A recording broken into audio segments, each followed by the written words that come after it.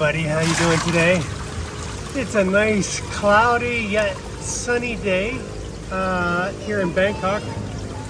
It's when I look back and when I reflect on where I am at financially, I would have to attribute it to these 7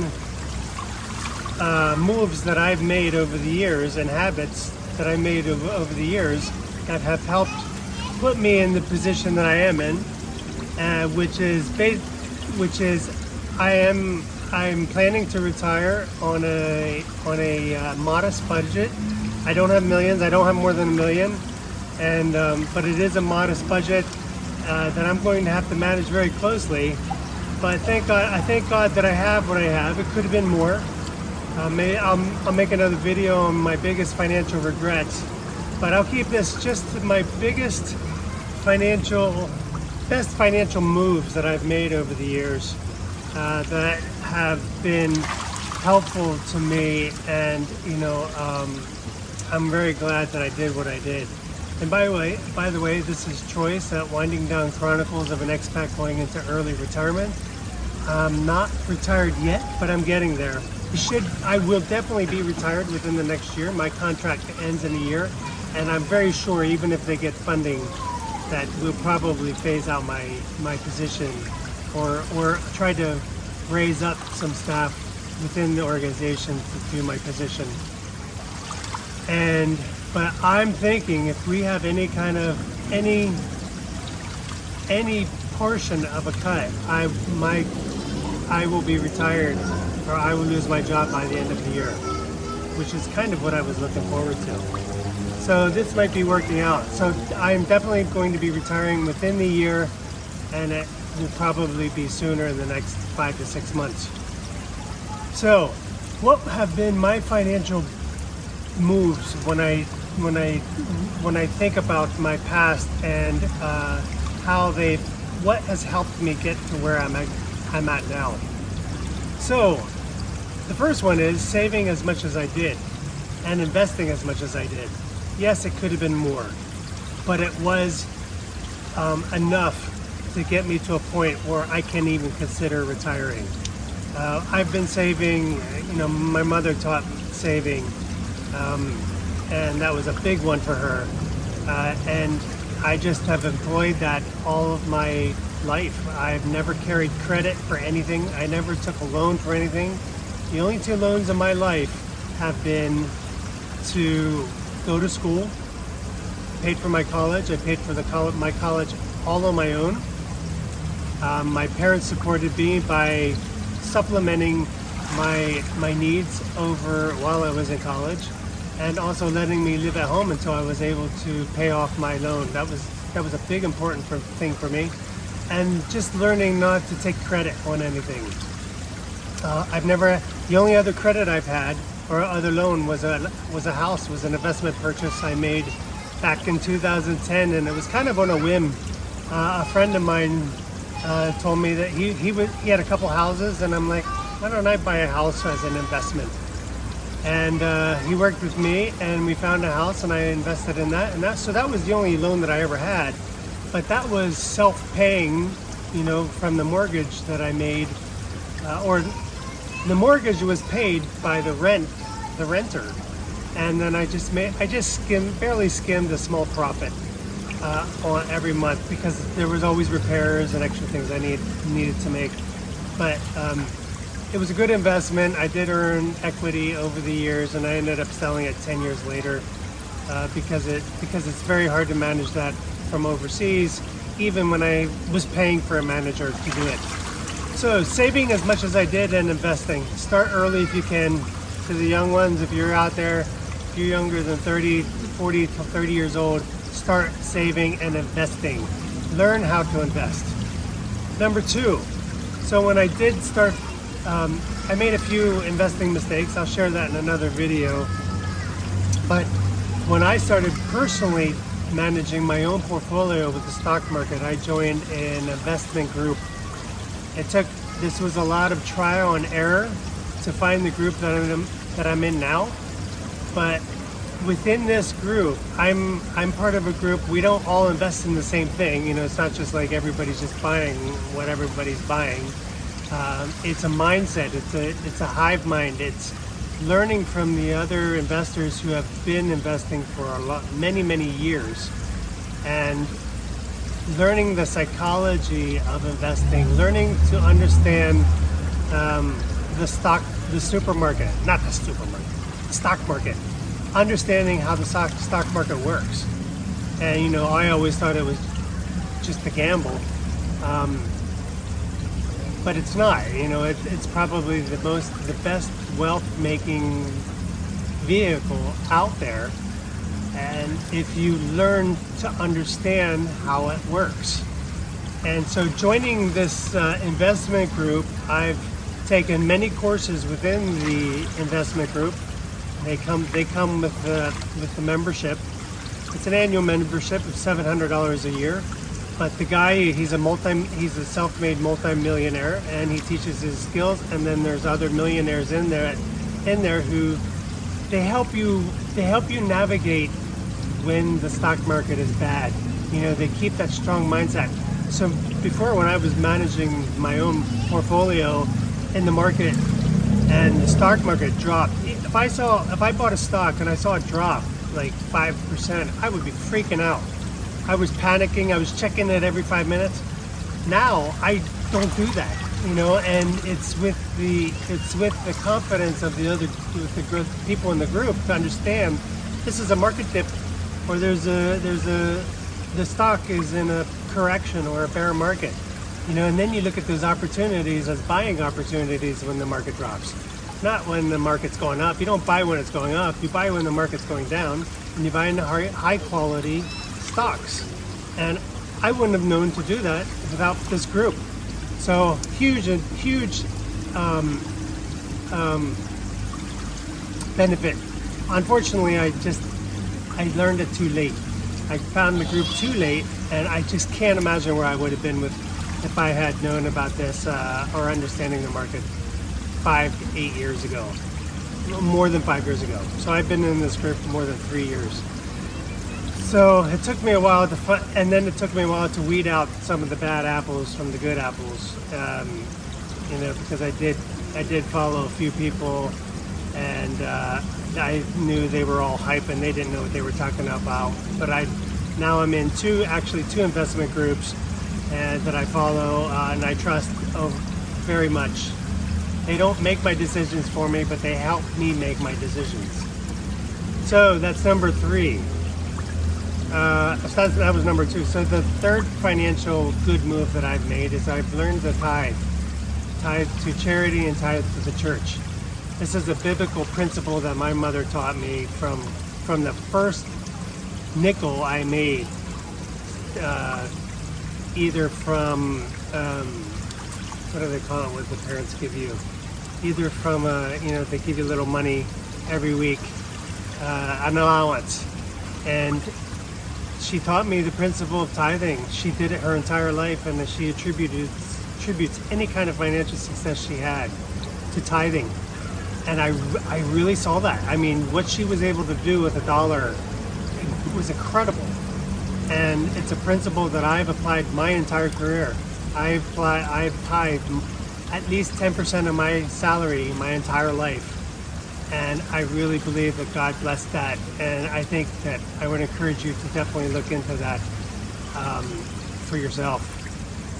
So that was number 3, tithing 10%. Number 4, the habit to track finances. I've been tracking my own expenses as long as I can remember. I write them down daily, and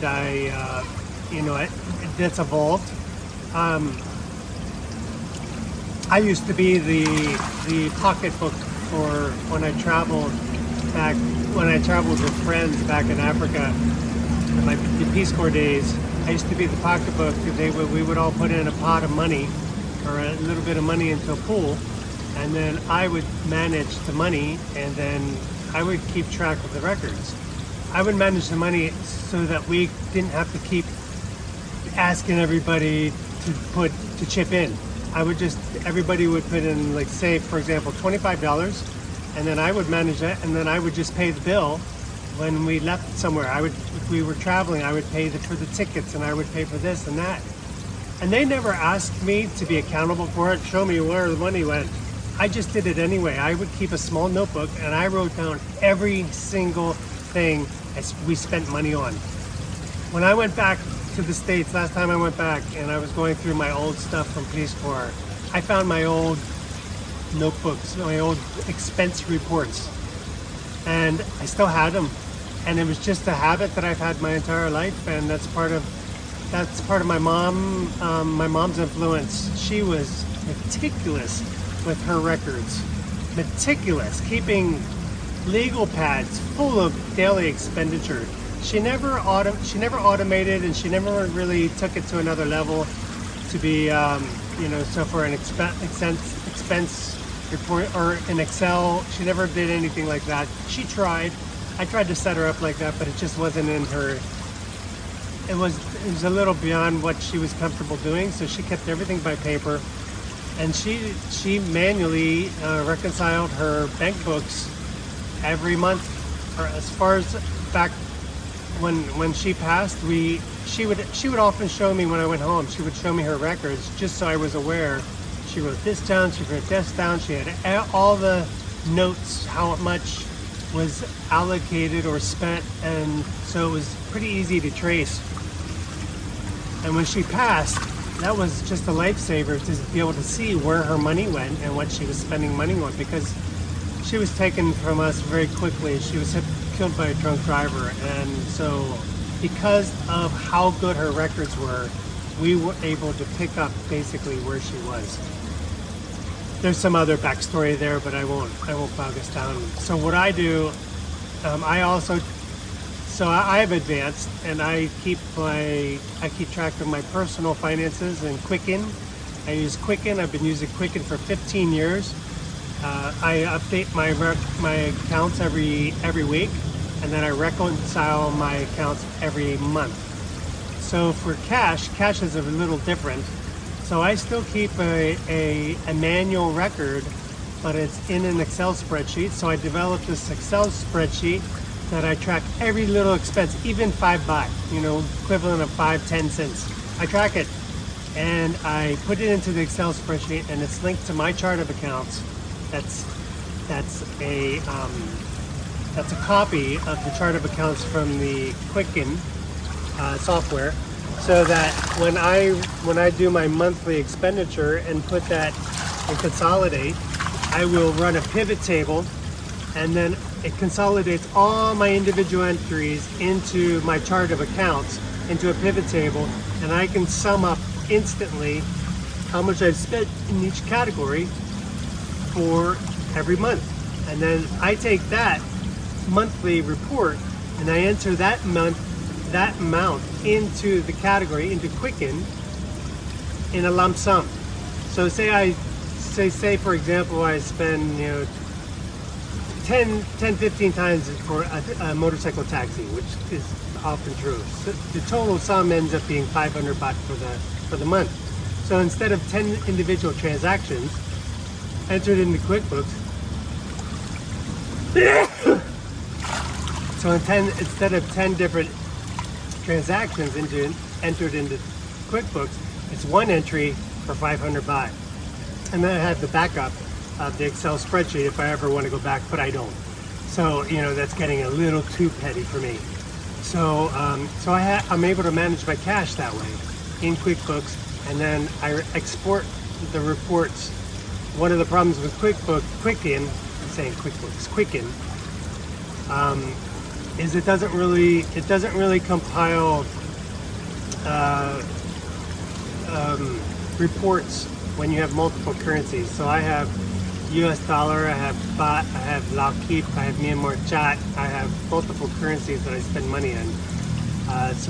But I consolidate everything into US dollars. And so I need to export those reports back into my Excel spreadsheet, and then that information consolidates into my handmade budget report. Maybe one day I'll show you It sounds a little complicated, but once you get the rhythm, it really doesn't take long, and it's interesting to me. So one of the things, so along with this under the lines of tracking expenses, this leads me to point number 5. I've trained my wife to also be conscious and write down her expenses. And not that I don't trust her, just because she's seen me, how I track my expenses, and I said, for me to have a better understanding how we spend money, I need to know where it goes. And it didn't take, she understood it. She kept everything in her head, and she would give me ballpark figures. She's very good with it in her head. She's not highly educated in the sense to be able to understand why you would write this down, but she's on board with me. She's my team now, and every week she will come to me and say, "Are you ready to count the money?"